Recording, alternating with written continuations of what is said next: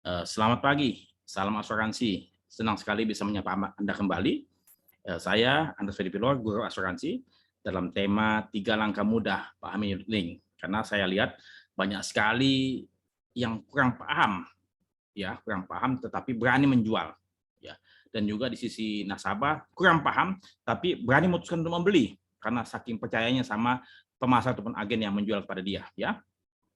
Oke, saya ulang lagi bahwasannya ada 2 buku yang saya tulis mengenai unit link, ya. Jangan beli unit link terbit tahun 2009 dan beli unit link apa untungnya terbit tahun 2011. Kemudian nanti di bulan Maret ya 2022 ini saya menuliskan lagi dengan tema dosa-dosa unit link. Begitu banyak dosa-dosa unit link. Apakah memang unit link berdosa atau orang-orang yang melakukannya berdosa? Oke, seperti yang saya sampaikan kembali bahwasannya eh, unit link itu isinya adalah asuransi dan investasi, bukan kopi susu yang bisa dicampur ya. Kalau kopi susu dicampur nikmat kayak cappuccino ataupun cafe latte ya. Nah, tapi ini bukan kopi susu, tapi ibarat mencampur air dan minyak karena memang mereka punya konsep sistem kerjanya berbeda. Asuransi mengalihkan risiko, sementara investasi menerima risiko. Ya, ada berisiko. Jadi mencampur keduanya ada suatu hal yang kurang cerdas, saya pikir ya. Tapi mengapa banyak orang yang melakukannya? Saya tidak tahu. Nah, ini pahami ya isi ember dari yang saya sampaikan di pertemuan part 1 dan 2, isinya adalah asuransi dan investasi. Nah, sekarang adalah part ketiga yang terakhir dan mohon Anda dengarkan baik-baik karena ini adalah masalah-masalah yang kritikal ya, sangat-sangat penting yang akan saya coba sampaikan. Apa risiko ya? Apa sih risiko daripada asuransi ini? Apa saja sih? Kita akan coba bahas. Apa sih risiko asuransi dan bagaimana biaya asuransi? Ya, kita akan coba lihat ya. Langkah berikutnya. Nah, di sini lihat ya. Bahwasannya walaupun katakanlah kita sudah berasuransi, memiliki asuransi, seringkali kita pun juga berisiko. Pertama, karena kita keliru membeli proteksi ya. Ternyata proteksi yang kita butuhkan proteksi yang lain.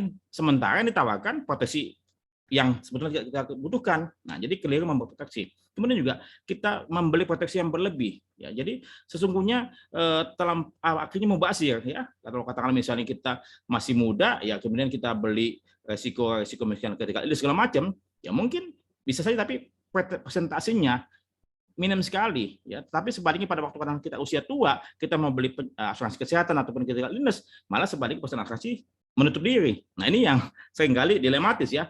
Waktu masih muda kita ditawarkan asuransi begitu banyak, semua ditawarkan. Tapi pada waktu kita tua, malah berapa? Menutup diri, ya. Habis itu keliru menetapkan uang pertanggungan, ya. Kemudian kita juga bisa kadang-kadang membayar lebih mahal atas sebuah proteksi. Makanya tolong bandingkan asuransi satu dengan asuransi lain. Coba cek lagi. Ya, tadi Anda kan sudah tahu ember asuransi apa saja kan? Ada whole life, ada term life, kemudian ada health insurance, ada critical illness, ada personal accident. Anda coba urai satu persatu.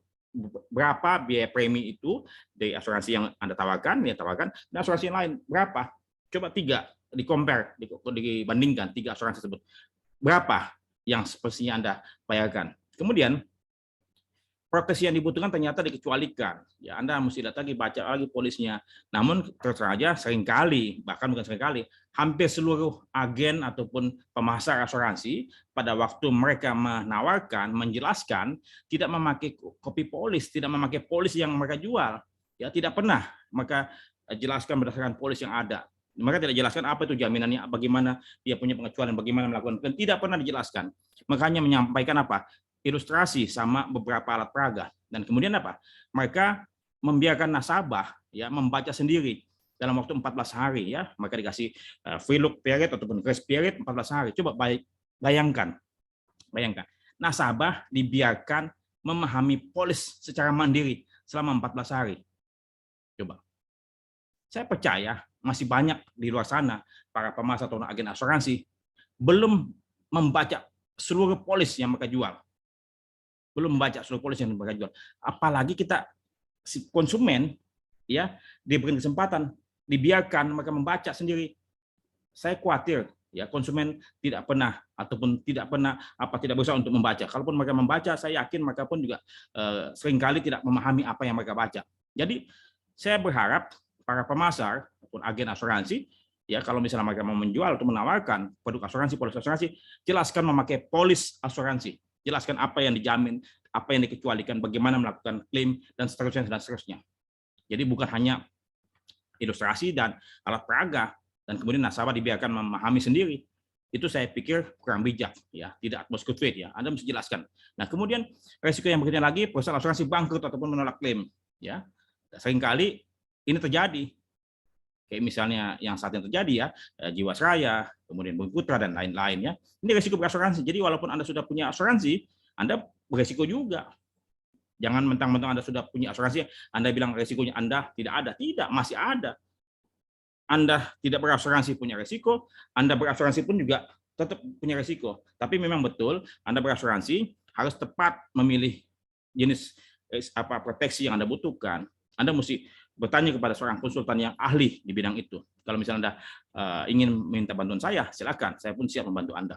Nah, kemudian selain resiko asuransi, ada biaya asuransi. Nah, kembali lagi, biaya asuransi ini hangus, ya, yang biasa disebutkan cost of insurance, ya. Jadi sekali lagi saya tegaskan, bila mana ada agen ataupun pemasar yang ngomong, yang saya bilang aja, mereka membual, mereka bohong, mereka penipu. Kalau katakanlah misalnya ada premi asuransi tidak hangus, semua premi asuransi hangus, ya. Karena kenapa? Karena dipakai untuk ada 5 elemen premi, ya. Pertama loss ratio ataupun pure risk, kemudian biaya akuisisi, kemudian biaya operasional, ya, kemudian ada profit margin dan biaya lain-lain yang untuk inflasi dan segala macam. Jadi saya percaya di luar sana masih banyak para pemasar yang, mohon maaf ya, memakai kata-kata yang tidak pantas, tidak layak, ya, bahwa premi kami tidak hangus. Tidak ada premi asuransi yang tidak hangus, semua hangus. Oke? Nah, kemudian setiap proteksi ada biayanya, no free lunch seperti yang saya sampaikan di sesi kedua tadi, kan. Ada biaya akuisisi, berapa biaya akuisisinya? Ada biaya administrasi, berapa biaya administrasinya? Mungkin dikenakan setiap bulan atau per berapa bulan ataupun per tahun, ya. Dan mungkin ada biaya-biaya lainnya atas ember asuransi ini. Tanyakan kepada Anda punya pemasar, kepada Anda punya agen, ya. Kalau perlu Anda tanya kepada perusahaan asuransi itu sendiri, berapa biaya yang saya harus bayarkan, berapa biayanya, biaya apa saja dan berapa lama. Jadi sampaikan biaya apa saja yang saya mesti bayarkan, untuk apa digunakan, ya. Kemudian berapa besar, katakanlah 5%, 10%, 15%, dan berapa lama? Apakah seumur hidup, atau setiap bulan, atau setiap tahun, atau untuk 5 tahun pertama, atau untuk sepanjang polis berlaku? Anda harus pahami dengan baik, ya. Jadi risiko dan biaya berasuransi itu telah saya sampaikan. Kemudian untuk investasi ada juga risiko dan biayanya. Nah, saya sampaikan, ya. Pertama, Anda atau saya bisa keliru memilih jenis investasi, ya. Tidak sesuai dengan profiling diri Anda dan tidak sesuai dengan tujuan keuangan Anda, ya. Misalnya katakanlah Anda belum pernah bermain saham, ya sebaiknya apa? Anda tidak masuk ke saham. Jangan masuki sebuah jenis investasi apapun itu bila Anda tidak paham, tidak tahu cara bagaimana bekerjanya. Kayak katakanlah misalnya seseorang bertanya kepada saya, Pak, saya mau berinvestasi, jenis investasi apa yang cocok buat saya, Pak? Saya bilang saya tidak bisa jawab. Saya sampaikan kepada mereka ataupun seseorang tersebut, saya bilang saya mesti tanya Anda dulu. Investasi itu ibarat katakanlah kita mengukur baju, ukuran badan, ya, model, warna, kan mesti diukur semua. Jadi tidak bisa katakanlah satu jenis investasi cocok buat semuanya. Tidak bisa. Intinya Anda harus memahami terlebih dahulu jenis investasi apa yang Anda mau masuki, ya. Setelah Anda paham benar, baru Anda masuki. Ibarat Anda beli mobil, baru belajar mobilnya jadi rusak. Mendingan apa? Anda belajar terlebih dahulu, pahami dulu. Setelah Anda lancar memakai mobil, ya baru Anda beli mobil. Oke? Nah, kemudian juga sesuaikan dengan tujuan keuangan Anda. Kalau kata tadi misalnya Anda buat anak sekolah yang tahun depan mesti masuk, ya sudah, jangan masuk ke sini, masuk aja ke deposito. Kenapa? Karena biasanya untuk unit link untuk yang menengah dan sampai panjang, ya. Tapi kemudian ini keliru memilih jenis investasi. Anda harus pahami dulu, ya. Anda punya profiling dan tujuan keuangan. Kalau Anda tidak paham, jangan masuk. Kemudian perlu Anda pahami bahwa investasi tersebut berisiko. Dia kadang naik, kadang dia turun, ya. Makanya saya khawatir ilustrasi yang disampaikan para agen, ya, yang dia punya angka-angkanya 5%, 10%, 15%, itu misleading. Mengapa? Karena investasi ada yang minus, ya. Semuanya positif, tidak mungkin semua investasi akan positif setiap waktu. Tidak. Suatu saat mereka akan naik, suatu saat akan turun. Semua itu. Jadi hal yang selama ini terjadi itu misleading oleh para perusahaan asuransi yang membuatkan ilustrasi yang disampaikan oleh para agen. Ya. Kemudian seringkali juga kita mau nabung ataupun berinvestasi, ya kita punya kemampuan keuangan pada suatu waktu mungkin saja terbatas ataupun terganggu, entah karena kita punya kebutuhan lain atau katakanlah kita kena PHK dan lain sebagainya. Ya, jadi investasi tersebut juga berisiko. Ya, ini dari sudut itu dan lain-lain masih ada. Dan biaya investasi ada juga. Ya, jadi Anda harus tanya berapa biaya akuisisi untuk investasinya. Ya, seringkali banyak beberapa produk unit link sebelum Anda dana tersebut dikembangkan, Anda sudah dipotong 5%. Coba bayangkan, 5% Anda ada punya dana investasi dipotong. Ya, sementara dana deposito pun juga setahun cuman saat ini 34%. Jadi dana tersebut cuma tinggal 95% untuk dikembangkan. Belum lagi ada biaya pengelolaan dana investasi ya yang dikenakan oleh MI dan ditambahkan juga keuntungan untuk perusahaan asuransi. Ya, jadi double tuh. Jadi biaya pengelolaan yang dibebankan oleh manajer investasi dan ditambahkan dengan biaya yang diambil ataupun dimintakan oleh perusahaan asuransi. Maka oleh sebab itu, Anda mesti periksa, tanyakan berapa biaya pengelolaan investasi bila mana Anda langsung ke manajer investasi, berapa. Nah, sekarang dibiayakan oleh perusahaan asuransi berapa. Jangan sampai nanti bila mana Anda masuk ke manajer investasi, Anda bisa beli berbagai macam investasi langsung ke manajer investasi, tanyakan berapa biaya pengelolaannya. Biasanya per tahun kurang lebih bisa antara setengah sampai 2,5%, tinggal tergantung dana kelolaannya. Nah, kalau katakanlah misalnya Anda punya dana investasi dikenakan biaya lebih mahal daripada Anda bisa langsung, mendingan apa? Anda pikir-pikir dulu untuk beli ini ya. Jadi ada biaya pengelolaan, kemudian ada biaya administrasi bulanan, ada biaya lainnya. Intinya Anda harus paham ya berapa biaya yang dikenakan, biaya apa saja, berapa besarnya dan berapa lama. Ada yang cuma 1 kali, ada yang seterusnya dikenakan. Ya, sehingga apa? Inilah yang menghabiskan, yang menggerus dana investasi sebagian besar ya pelanggan unit link ini. Jadi mesti Anda harus pahami sehingga Anda tidak keliru membelinya. Ini untuk asuransi ember sudah tadi, ini ember investasi. Ada lagi satu lagi risikonya. Nah, saya sampaikan. Risiko MI ya. Karena tadi kan saya sampaikan bahwasannya dana investasi Anda diosos ke MI ya. Nah, sekarang risikonya apa? Berbadan hukum negara mana MI tersebut? Kalau dia luar negeri, tentu lebih besar risikonya. Mengapa? Karena tadi nggak bisa diakses oleh regulator Indonesia, ya tidak bisa diakses oleh kita, ya karena tadi ada bisa China atau segala macam ya. Yang tadi perusahaan sebutkan nanti coba lihat ya. Jenis instrumen investasi apa yang digunakan dalam negeri atau luar negeri? Ya, semakin asing, semakin tidak bisa diakses, semakin tinggi risikonya. Nah, dana investasi tersebut tidak di-store oleh perusahaan asuransi ke MI. Bagaimana memonitornya? Bisa nggak nasabah memonitor bahwa dana Anda sudah di-store oleh perusahaan asuransi ke MI? Nggak ada yang bisa melihat ini. Ya, bahkan regulator pun juga mungkin tidak punya akses untuk itu. Ya, hanya catatan laporan saja, tapi bukti transfer mungkin tidak ada, tidak diminta. Ya, hanya laporan-laporan saja. Kemudian, apakah kewajiban PA perusahaan asuransi terhadap MI sudah dipenuhi semuanya? Bisa saja perusahaan asuransi tidak memenuhi beberapa kewajiban-kewajibannya sehingga akhirnya meningkatkan risiko Anda ya. Padahal ya manajer investasi ditunjuk oleh siapa? Ditunjuk oleh perusahaan asuransi. Makanya kalau manajer investasi bangkrut, mestinya tanggung jawab tersebut adalah tanggung jawab perusahaan asuransi. Kenapa? Karena MI ditunjuk oleh perusahaan asuransi.